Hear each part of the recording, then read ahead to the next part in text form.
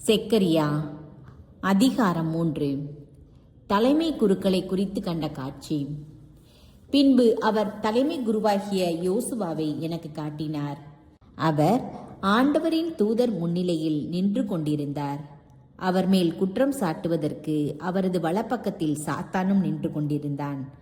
அப்பொழுது ஆண்டவரின் தூதர் சாத்தானை நோக்கி, சாத்தானே, ஆண்டவர் உன்னை கடிந்து கொள்வாராக. எருசலேமை தேர்ந்தெடுத்த ஆண்டவர் உன்னை அதட்டுவாராக. அடுப்பிலிருந்து எடுத்த கொள்ளி அல்லவா இவர் என்றார். யோசுவாவோ அழுக்கு உடைகளை உடுத்தியவராய் தூதர் முன் நின்று கொண்டிருந்தார்.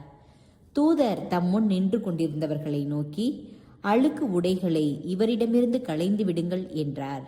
பின்பு அவரிடம், உன்னிடமிருந்து உன் தீச்செயல்களை அகற்றிவிட்டேன்.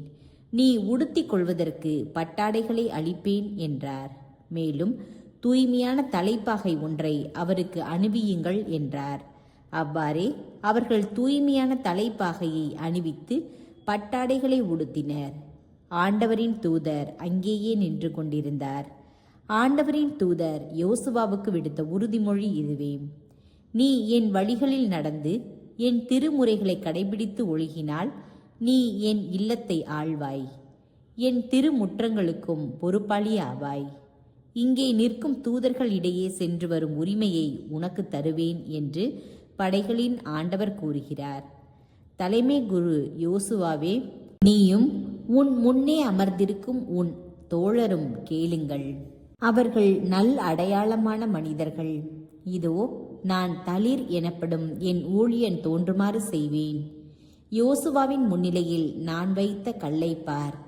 இந்த ஒரே கல்லில் 7 பட்டைகள், அதில் நான் எழுத்துக்களை பொறித்திடுவேன் என்கிறார் படைகளின் ஆண்டவர். ஒரே நாளில் இந்த நாட்டின் தீச்செயலை அகற்றுவேன், படைகளின் ஆண்டவர் கூறுகிறார்.